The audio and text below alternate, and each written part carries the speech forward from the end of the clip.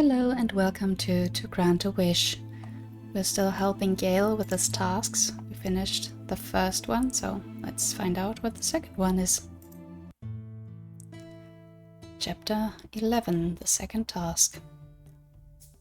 The next time we find Gale, his mood was considerably better than when we first found him. Hey. Are you ready? Yeah! I should probably confirm for myself what the second task is. We make our way to the throne room as a group. Congratulations on successfully clearing the first task. Would you like a reminder of your second task? Yes. I would appreciate it. I wish for you to catch a glimmerfish from Silver Hill Lake and bring it back to my court alive. Gale nods. I will allow you a single day for your duties to complete this task, since you have used your week off for this season. Oh dear. I will also allow your companions to assist again. In exchange, your companions will do a day's work each upon your return. The work they will have to complete will take into consideration their skills and will put them in no more danger than any other worker in my castle. Do you agree?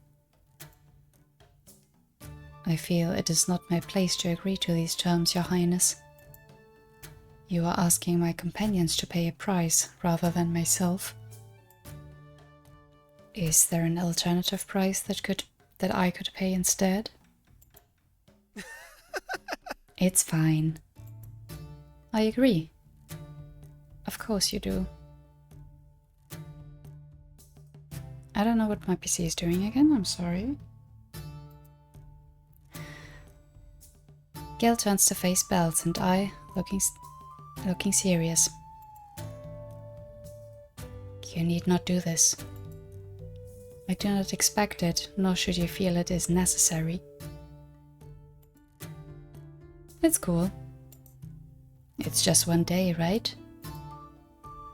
Bells turns to the Queen. I think you're being still a bit too naive about this. Is it possible for me to do 2 instead? Yes. That would be acceptable. Oh dear. It's okay, Bells. I will agree to a day's work as well. I'll help you during those 2 days. I wish you well with the work. We're not just going to accept like that. Like, what are we gonna do? Just sit around, do nothing? I think I'm going... Oh, that's tricky because we don't know what kind of work. Like she said, it's going to match our skills, so it would make sense for each of us to just do our own. But helping during those 2 days is... You know, because if it's to our skills, what if Bells is just supposed to dance the whole time? Like, maybe we can help with that, maybe we don't. So, should we just do our share or help?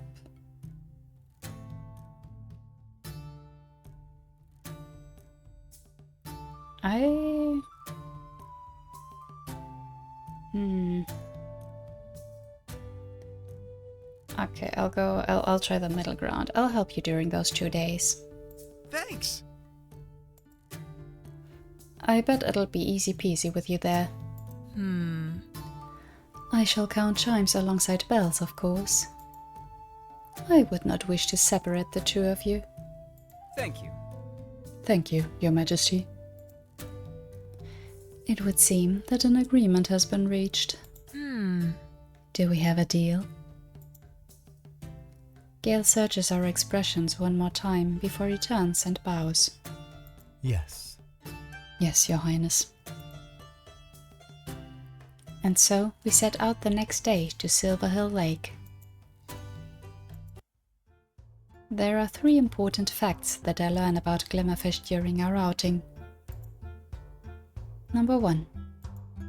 Glimmerfish are called that because they have incredibly reflective scales. Okay, so how do we find one? Look for a glint in the water. A glint Yes. in the water. Gale looks grumpier with each subsequent question. Yes. On a sunny day? Okay, we didn't set up roles before, but I am letting you know now that I'm the snarky one of this group. We can't have multiple snarky ones. It's your role to be the one that keeps our spirits up. Or to stand over there and look pretty. Bells flutters their eyelashes. I can live with that. Now where the fuck is it? No, Gale. Gale, you're right. There should only be one snarky one. You have enough snark for all of us. Okay, use magic to summon it. I don't think that's a wise choice, given everything we've been told before, so let's all search. Should I save? Let's just... I cannot... I have to, okay? Let's all search. Yeah! Why does the queen want one of these fish so bad if they're so hard to even see? Eating a glimmerfish is meant to grant a supernaturally youthful appearance. Not sure for how long, but it's meant to be a while. She already seems pretty youthful to me. Gale shrugs. Maybe she wants to stay like that. Maybe it's for someone else. I don't care enough to question it. Fair enough. Finding the fish proves to be only part of the problem. Keeping hold of them is another one entirely. Fact number 2. Glimmerfish pack a mean hit with their tails. Yeah. Again. Yes, again. Gale sends a blast of wind that slashes at the water like a scythe. Gale, I believe the parameters were to bring the fish back alive. If you continue to blast the water like that, I believe we may fail at the second part. And this fish is the most hateful creature I've ever encountered. Why won't you just stay still? Use magic to restrain fish. We can try to catch it by the tail next time.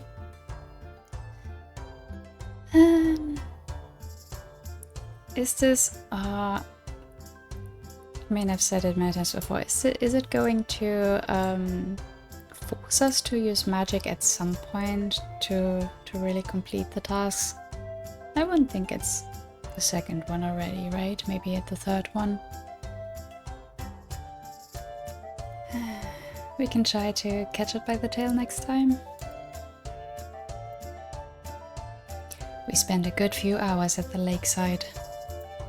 At one point, Bells takes a running leap into the lake to help us try to catch it by hand. I watch Chimes come loose and soar through the air for a moment, squeaking in distress. I ask the breeze to gently catch him and lower him back down on the shore. Oh. Sorry, Chimes. I forgot that if I jumped, you'd come with me. Even from a distance, I see Chimes' eyes flash. Ah! I will bite a hole through every one of your scarves. Wait, no. I'll make it up to you. As I search, I asked for the blessing of Elgebel, the deity of eyesight. Finally, after the sun is starting to set over the lake. Yeah! I did it. I caught one. Bells hoists us up in the air, exuberant. then it vanishes. It turns out that a mean strike with their tail is not the only trick up a glimmerfish's sleeve when trying to escape.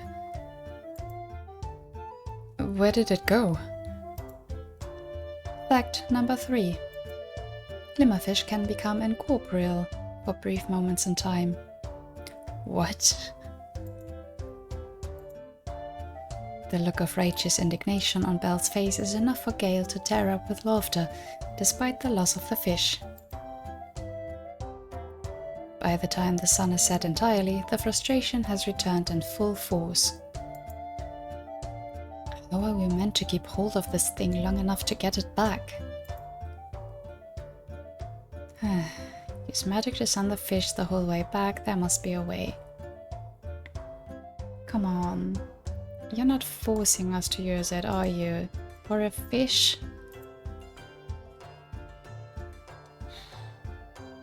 And did we not? Okay. I was gonna say, like, did we not bring a net or something that would be maybe the easiest? But then again, if they can become incorporeal, there must be a way. Do fish sleep? Maybe we can get it while it's sleeping? And you don't think it'll wake up after being grabbed? Maybe if we're really gentle? Perhaps if we do not grab the fish? What if instead we grab the water? Gale looks as if he's about to snap in response when he suddenly pauses, thoughtful. We couldn't grab the whole lake. But if we could somehow grab just a small portion of water with the fish inside. If we were fast enough, it wouldn't even matter if it woke up. Once it's floating over the land, there's nowhere it could go, even if it turned incorporeal. Incorporeal? And so we set to work. First, finding the fish, and then slowly but painstakingly floating an orb of water out of the lake with the fish at the center. It takes both myself and Gale to focus on the orb to make sure it doesn't falter for a moment.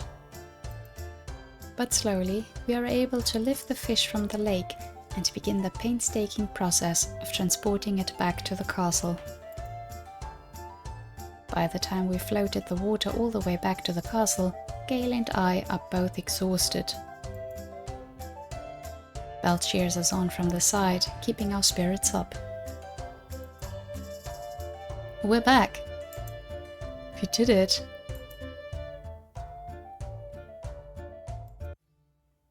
We are summoned straight to the throne room, where the Queen waits with a large glass tank for us to place the orb of water and the fish in. Thank you. This will make for a splendid display. You do not wish to eat it? Oh, I need no help to look youthful. But for precisely that reason, it will work quite wonderfully as a display of power. To show that I do not need its magic, and can instead afford to keep it as a pet. Gale nods diplomatically, while Belt looks confused. I understand. May we retire for the night, Your Majesty? Yes. Of course. Rest well. I shall have Rowan give you all the information of the work you must do in the morning. Okay. Chapter 12, the third task. Was about to say that it wasn't so hard, but it kind of was. But we got there, without magic. Bells told me to take some time for myself before I helped them with their work. What should I do? Spend time with Bells while they work. No other option. I assume if...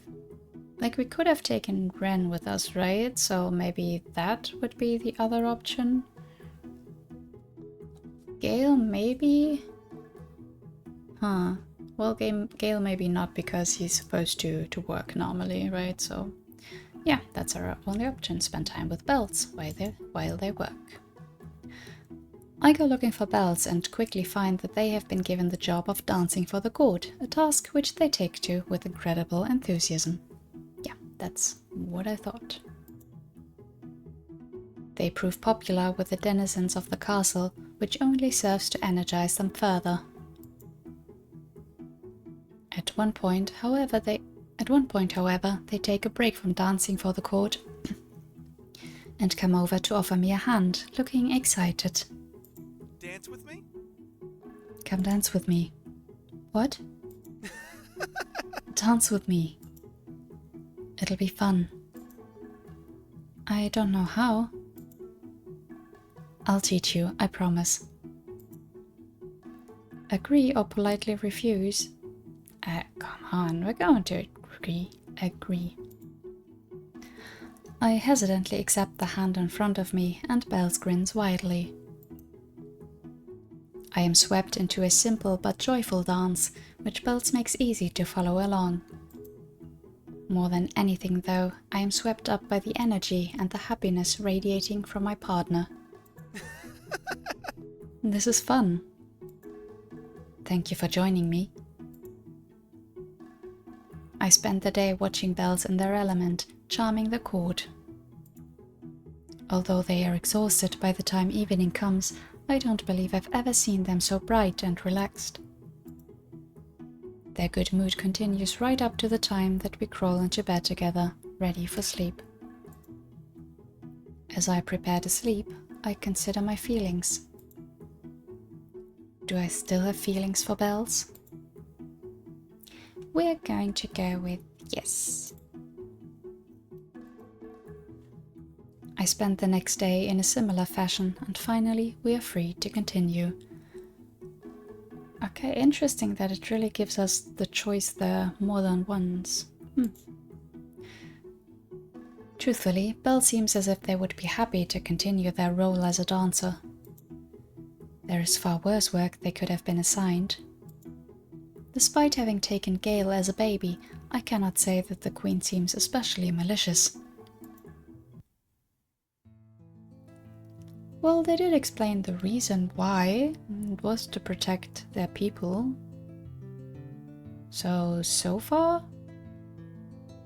Yeah, it seems all quite, I don't know if I want to say fair, but doable. But yeah, let's see what the last task is. Gale seeks us out again during our rest day afterwards. Hey. Thank you. Thanks again. It's starting to look like we might actually do this. We definitely will. Strangely, rather than looking comforted, Gale actually looks nervous. He straightens his posture suddenly and seems to find the courage to speak firmly. What exactly happens after? Oh! Well, we go home. Home, huh? Your home? Bells falters in their enthusiasm. Well, it's more your home, really. But I'll help you get adjusted and stuff. What are they like? My parents? Bells fall silent for a painful few seconds, looking like they're struggling to find the words. They're really nice. They, loved you a lot. You mean you? Oh. No. Gay looks like he's about to object, but Bells pastes a smile back on their face and starts rambling before he can say anything. There's so many stories I can tell you about them. And the village. Like this one time. They launch into a long story, and though Gale shares a concerned look with me, we settle down and simply listen to Bells share memories of their childhood for now. Yeah, I don't know. The same way that Bells doesn't really see their, let's say, birth mother as their parent. Gales doesn't have memories really with his parents either. So, is it gonna be the same situation? Can they swap again? Can S3 be a new family? Or 4 with chimes, I'm sorry. Tricky. I don't know. Finally, we are ready to start the third and final task. We regroup in the throne room, ready for Gale to ask for details. Your third and final task is simple, at least in its terms. Bring me back the chick of a griffin, no older than 2 years of age. The blood drains from Gale's face. I share a concerned look with Bells. Yes, Your Highness. Take all the time you need for this task, Gale. After your success with the previous 2, I have no doubts that you will succeed or die in the attempt. Either way, I thank you for your service thus far. Gale bows and bids a shaky farewell, and we exit the throne room together.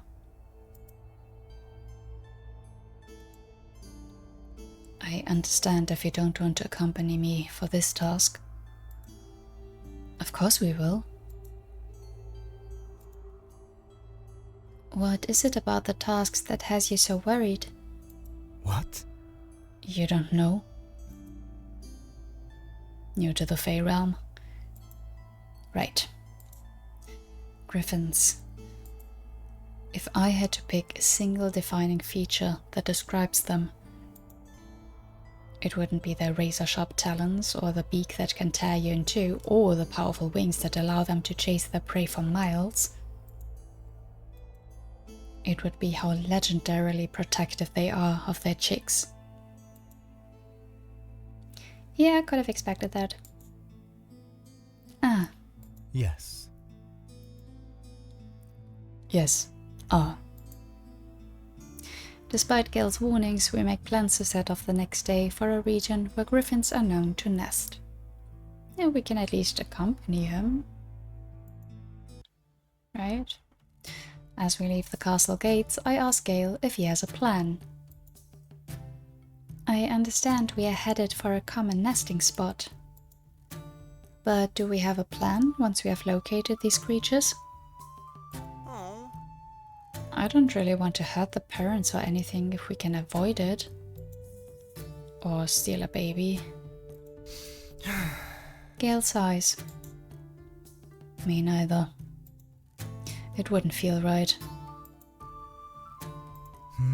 Perhaps we can convince a whole family to come down? It would technically count as succeeding the task. That's good thinking right there. Or, I don't know. Take us to the general location for now. I can ask the beast to search, I can order the beast to search. Let's ask it. It will help find our best possible option. Okay. We begin the slow ascent up the mountain. Is it me or is it freezing? Maybe if you were wearing something warmer than a tank top. But this looks good. Besides, you haven't changed. I'm also not the one complaining. It's true that Gale seems more stoic about this than Bells, but I'm not entirely sure this is a fair competition. I surreptitiously ask the breeze to check something, and find my suspicions confirmed. Explain Gale is stopping the cold air from reaching him or keep quiet. Oh. I'm gonna expose him. Oh! Really? I'll ask the warm air to cover you too if you can give me a single hour of peace. Deal. They really are like siblings, so let's just start a new family. can they both go back to the parents? By the time we make camp on the first night, we're all about ready to collapse. Gale prepares the food from rations he brought, while Bells and I get a fire going. Yeah! Got it! You also have the attention of everything in the area. You might want to keep it down. We're in the wild now. I have warned them of this many a time. They never listen. Perhaps you will get through to them. I watch in bemusement as Gale and Chime start commiserating. Bells pouts, looking put out. I'm not that loud, am I? They turn to me for support. Okay, guess we're going to go with the middle one. Oh, come on. They look sheepish as they realize they just shouted that. Okay, I see it now. I jest. I don't find your volume objectionable. I still do. He sounds amused though, so I figure that Gale is jesting. Probably. The meal we share over the campfire feels companionable and warm. Bells grins brightly and often, and I even see Gale smile more freely. I feel content as we settle down to rest. Sleep next to Bells or sleep a respectable distance from the others? No, let's just sleep next to Bells. I join Bells, who seems happy for the company. They eagerly make space for me to lie next to them. Bells is animated even in sleep, tossing and turning often. They are also affectionate. No matter which way they face, they seem to seek contact instinctively. We may be on a mountain, but I will certainly not be cold as I sleep. I drift off in a tangle of limbs with Bells. When we wake up early the next day, I am relieved to discover that the breeze seems to have found something. It swirls around me joyously before leading us further up. I hope we don't have to climb much further. Aren't you meant to be a dancer? I thought dancers have to have great stamina. Sure, but being a trained mountain climber wasn't part of my training. We can't all be stoic warriors. I feel the wind start to tug to the side instead of continuing upwards. You're in luck, Bells. We follow the winding path around rather than scaling the rocky cliff above until we reach a broken rope bridge that hangs from the other side of the pass we need to take. Fantastic.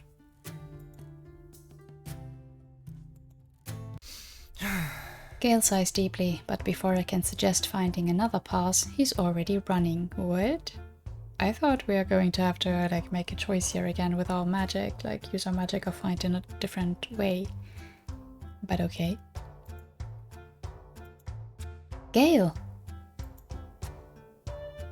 He leaps at the last possible second and lands in a crouch on the other side. Well, good for him. As I thought.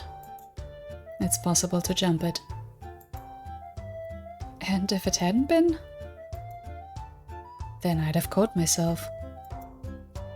Probably.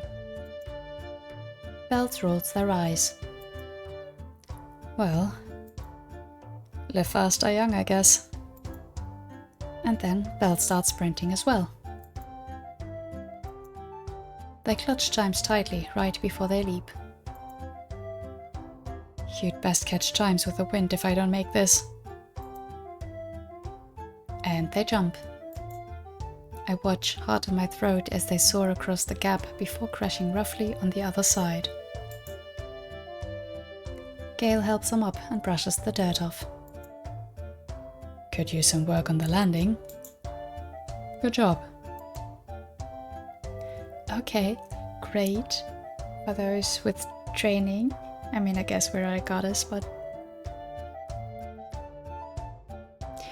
I think it's mostly because of the image. The gap looks a lot further than what a normal person could jump. So even when Gale jumped, I thought maybe he used the wind also to help him across. But okay. I suppose that means it's my turn. Use magic or take a running jump. Okay, just to be safe.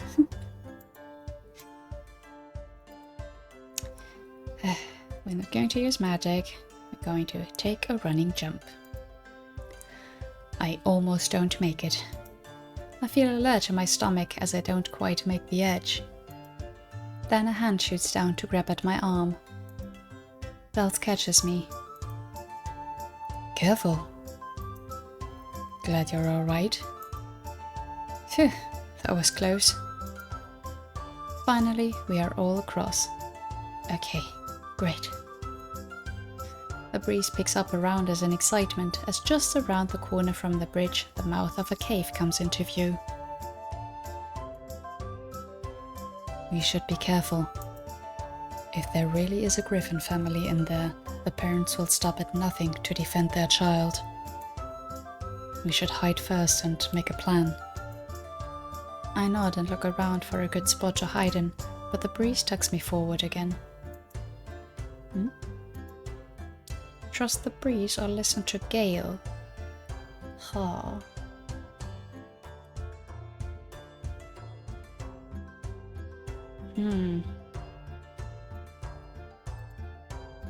This is my playstyle, okay? I always save at every choice, and there are just too many choices. Not too many. I think again it's fun, like especially for replayability. But oh boy, are there many choices. I'm going to trust the breeze on this, I think. It goes against what Gale said, but the breeze has never led me wrong before. I trust it instinctually. I allow it to lead me straight into the cave. I see at once why the breeze no longer believes us to be at threat. The baby cowers under the wing of their parent, but they do not stir. Their chest does not rise or fall. They are gone. Bells hesitantly trails in after me. Oh. Oh no. The poor thing. Gale joins us as well. Oh. Well, I suppose that makes things easier. Belt shoots him a scandalized look. That's awful. I'm just being practical. He does seem to feel guilty for his words, however. Belt steps towards the baby, but it cries out in fear and hunkers down further behind the wing. Belt freezes in place. I don't want to scare it. What do we do? Gale sighs a little, but sits down on the floor and begins to make a cooing sound. It's okay.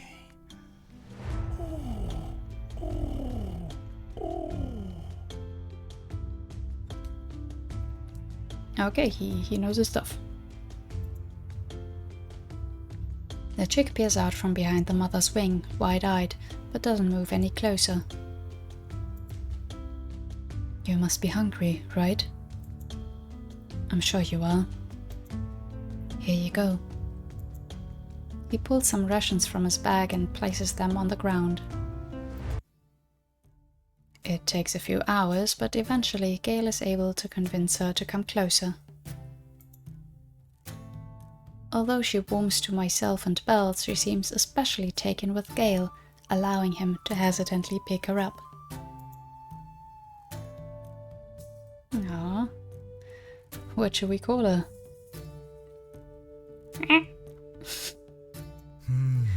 Good enough for me. Just call it Squawk. Squawk? Squawk seems surprisingly happy with the name. As we back up to leave, Belle speaks up, looking quizzical. Hey, is anyone else wondering what killed Squawk's parents?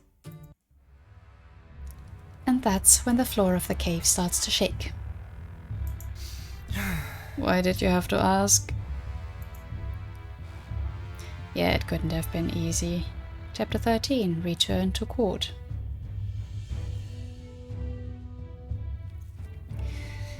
Gale thrusts Squawk behind him just in time for the thunderous footsteps to reach the mouth of the cave. All of us watch in mounting horror as a giant hand appears. And then the rest. Who goes there? Are you breakfast? Oh no. Oh fuck. No breakfast here. The Cyclops squints at us. Are you sure? Very sure. Gale lifts his hands in preparation to summon the wind, but Bells frantically knocks them back down. What the fuck? It's a mountain. What if you kill him? What if he kills us?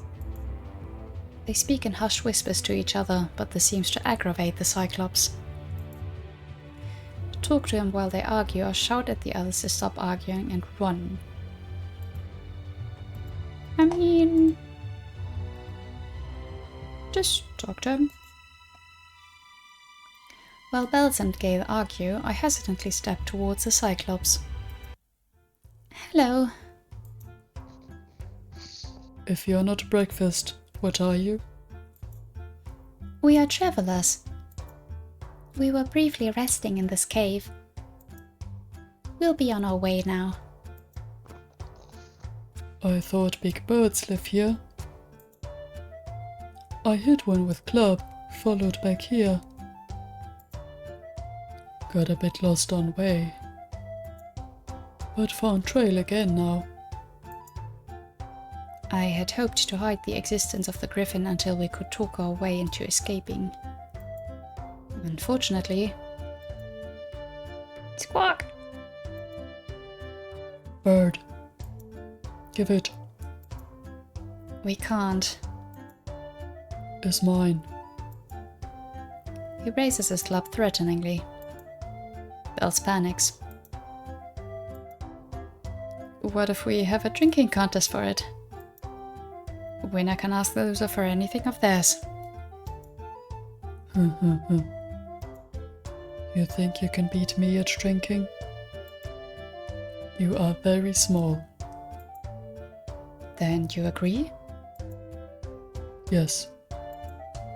Drinking contest will be easy. I accept. I have drink back at my cave. You follow. The Cyclops turns around in the cave entrance and begins pacing up the mountainside. Now might be a great time to grab Squawk and make a run for it. There is no way you can beat that thing in a drinking competition. That could be risky. Let's just play along for now. I have a backup plan in the worst case. Is the backup plan using magic? Oh dear, should we have just run for it? We follow the Cyclops back to his cave, where he apparently already has barrels of alcohol stashed away. Where he acquired them is a mystery. The ceiling of the cave is low enough that the Cyclops has to hunch to fit inside. Luckily, I don't think he will have enough room to swing the club in here. The cave is littered with bones and stinks of rotting meat, something that doesn't seem to faze the Cyclops as he wanders inside. He sits on a large rock that he must have rolled in from outside. Sit Where? down. Should have seen that coming. He whispers the next part to me and Bells. Not a great selection of seating options. I can't imagine he has many guests. Speak louder. I love what you've done with the place. So, do you have a name? Of course I do. Name's Gethius. Gethius the Ghastly. Okay. Did you decide that name for yourself? No. My parents did. I meant the moniker of Ghastly. It's what the Fae call me.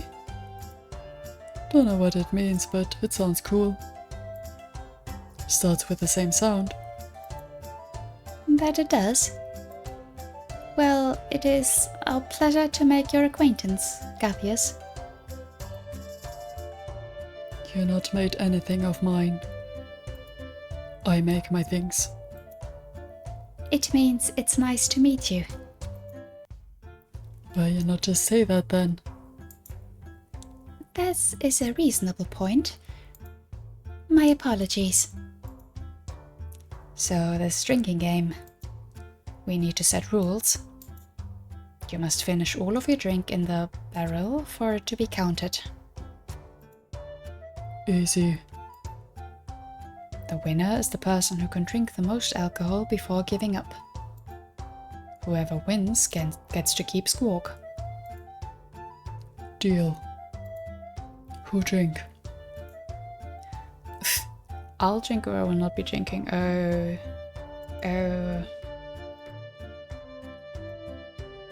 Ha.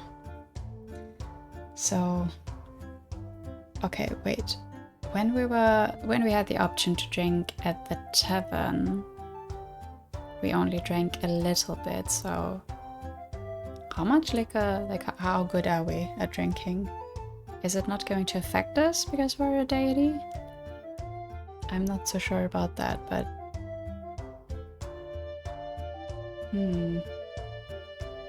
oh, this is tricky because I'm not quite sure if we can, like, if because we're a deity we can just drink alcohol like no problem, then that's an easy choice. But if not, and us being drunk will be a problem later, let's give it a try. I'll drink. The more people taking part, the more chance to win Squawk after all. Oh, that's what it means. That several people take part. Okay, I see. Then I don't know if it's a good choice, but let's find out. I'll drink. I'll drink. Gale comes close to whisper again. I need to keep a level head in case things go south. Don't worry, you don't have to drink. Just try not to attract too much attention. We've got this, Mahina. Oh dear. No whisper. My apologies. Drink now.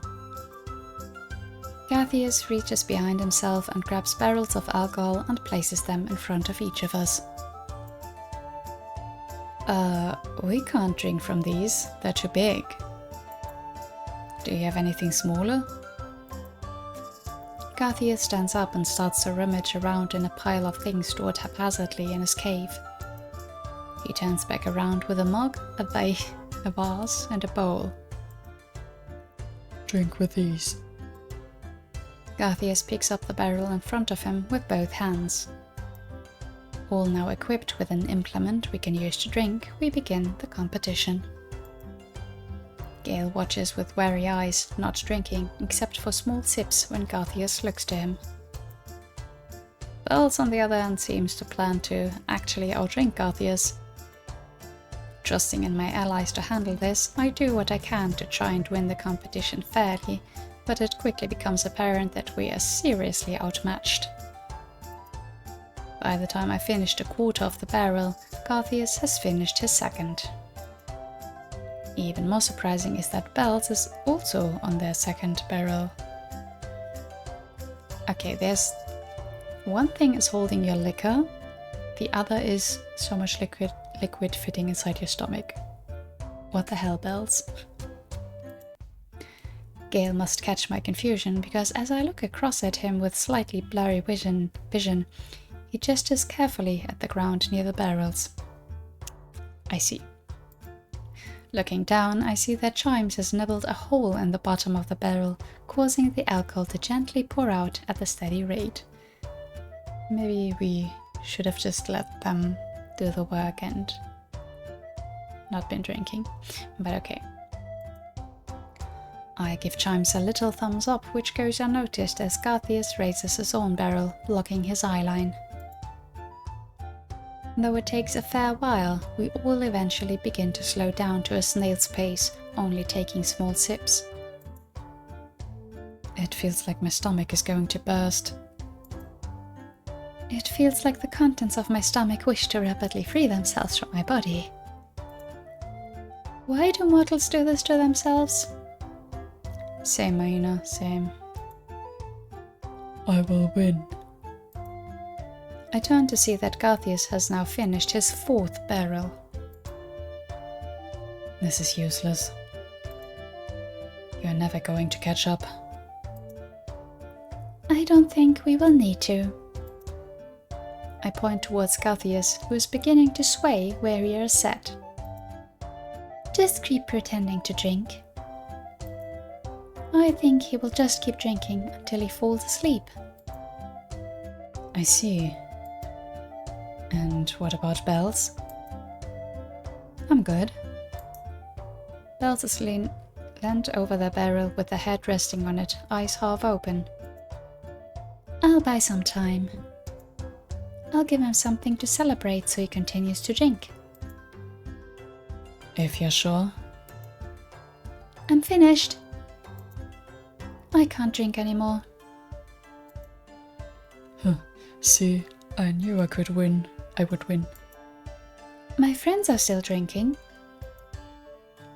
They will lose too. Just take them longer. Garthius reaches behind them to grab a 5th barrel. I get things from you since you lose. I want.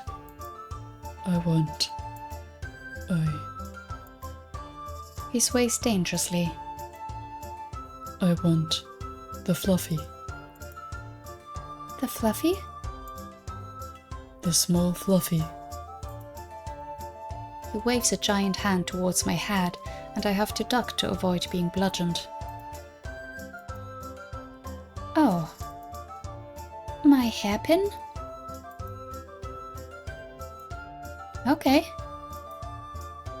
I gently remove it from my hair and hand it over. It looks minuscule when placed on his palm. He smiles happily and proceeds to try to pin it to his vest. Bells grins and eventually helps him to secure it. Looks good. I bet you'll be the most fashionable Cyclops around. Wizard? You'll be the best looking. Yeah.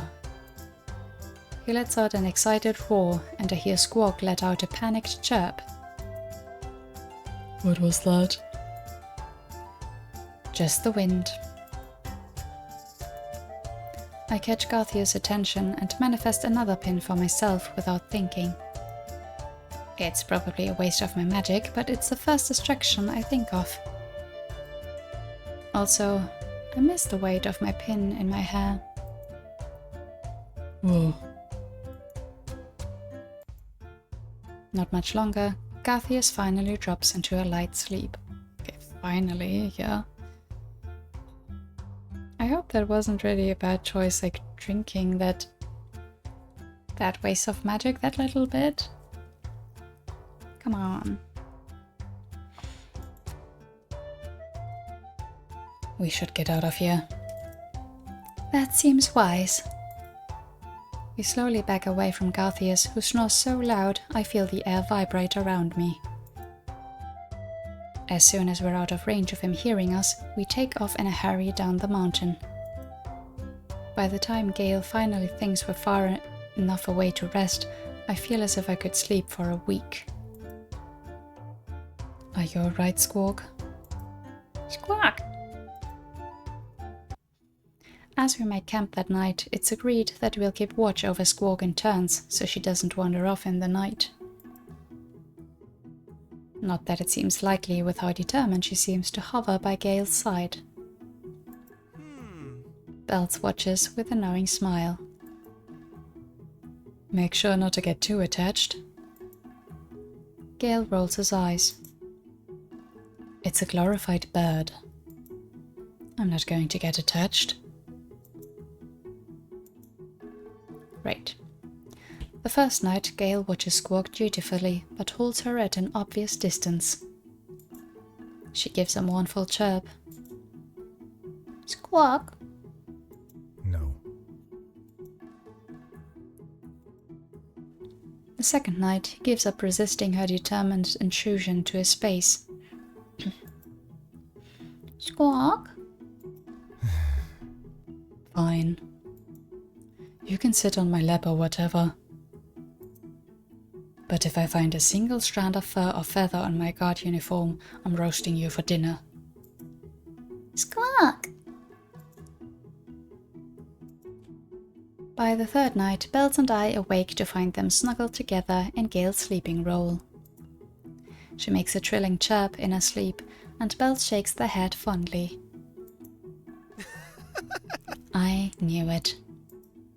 It's always the grouchy ones that get attached the hardest. When Gale wakes later to see Belle's smug expression, he glares. Not a word. Mm-hmm. Not a word. Bells laughs, but says nothing further. We start the final leg of our journey in high spirits, but the closer we get to returning, the more something seems to be on Belle's mind. We've done it. As soon as we get back, you can be free. Yes. Yeah. Bells fiddles with the bracelet around their wrist before they slowly slide it off. It's probably time I gave you this, huh? Mom made it. It was a gift for her son. It was a wish for you to be safe and know that she cares. She gave it to you. Oh. Belle sighs, looking mournful. Maybe, but it was never meant for me. Not really. It was for you. I was just holding on to it, I guess. Bells pushes the bracelet into Gale's hands, insistent. Gale eventually accepts it and starts to ponder quietly, assessing Belle's expression. Eventually, he slides it on, and Bells gives a wobbly smile. Gale speaks up with a deliberate air of nonchalance. Are all little siblings as annoying as you? Hey. Wait. Siblings? I suppose if I had to have an annoying kid sibling, I'm glad that it's you. Bells looks unbelievably touched, eyes going misty. Same here. Before? How do you know I'm the younger sibling? I could be the older one. Gale snorts. Not a chance. Even if I wasn't obviously the more mature one, I can just tell. Bells makes a noise of offense, and then suddenly there's a flash of smoke. When it clears, they have shifted into the old villager from before. What if I look like this? Now who's the little sibling? Still you. You can look however you want. You radiate little sibling energy. Do not. See? They continue to bicker the whole way back. I do agree with Gale here. We finally return triumphant to the castle, with Squawk nestled in Gale's arms. We're given time to rest and bathe before the Queen summons us to the throne room. Oh dear. I hear congratulations are in order. Gale bows deep. We have returned, Your Highness, with the chicken Tao. This news is worthy of a celebration indeed. I imagine you are hungry. I will call for a feast to celebrate your success. After we eat, Gale nervously asks to speak with the Queen. I have completed the 3 tasks set to me. He looks to Bells and I. With invaluable help. The Queen smiles, seeming amused. Yes. You have. Am I relieved of my duties, Your Highness? Her smile grows. I know how paranoid you are, dear Gale. I will do one better. As soon as that chick is passed over to me, you have my word that you are relieved of your duties and free to travel from my court unharmed. Gale considers the wording for a moment. Thank you. Thank you, Your Highness. He gently slides Squawk into the Queen's arms and steps back. Squawk keens, but is too tired to put up much of a fuss. You are free, Gale. Enjoy it. Despite everything, I would hope you have some fond memories of my court. I do not believe your stay here was all bad. Gale nods once. It was not, Your Majesty. Farewell. Before he leaves, he hesitates, glancing briefly at Squawk. If I might ask, will she be another pet? Oh, the chick? No. There is a reason this was your 3rd task. This chick is to be your replacement. What? Griffins can be trained to be quite fearsome and loyal guards indeed, if you manage to get hold of one while it's young enough. If I am to lose one of my best defenders, I will need another to take their place. It will be a few years yet before this one is ready. But in time, she will be quite the force to reckon with. Gale looks a little shaken. I understand that you have bonded with this chick, Gale. But you have the freedom you have worked so hard for now. Concern yourself with this no longer, and go enjoy it. Gale nods once jerkily, and then bows once more before striding from the room. I share a concerned look with Bells before I go to follow.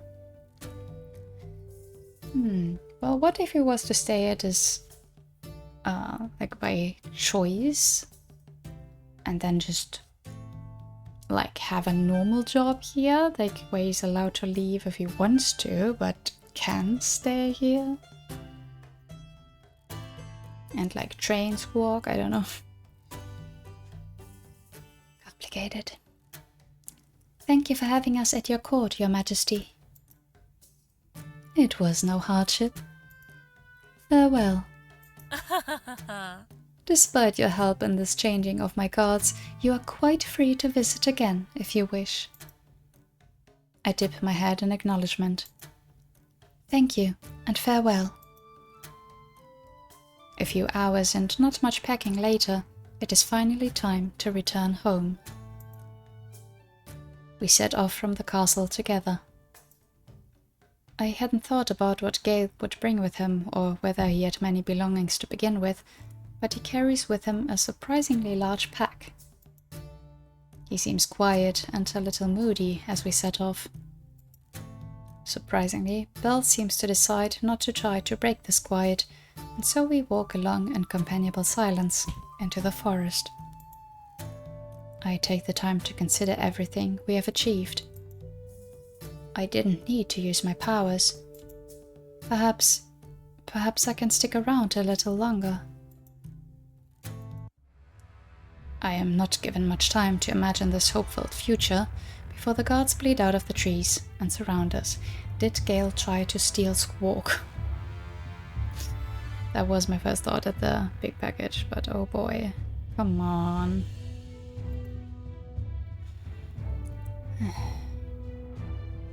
Chapter 14, goodbye, but we are going to get to that next time. Yeah. Okay, let's go to the title. Okay, so it wasn't easy, but we did handle the tasks relatively well. Oh, but that's a tricky situation to be in. Like we already were, it already was a tricky situation, and now that. Gale, what are you doing? Oh man, but yeah, a lot happening. I still really like the story. Yeah. But yeah, that's it from me today, for today. Thank you so much for watching. As always, I'd appreciate if you'd let me know your thoughts in the comments down below. And until next time, bye bye.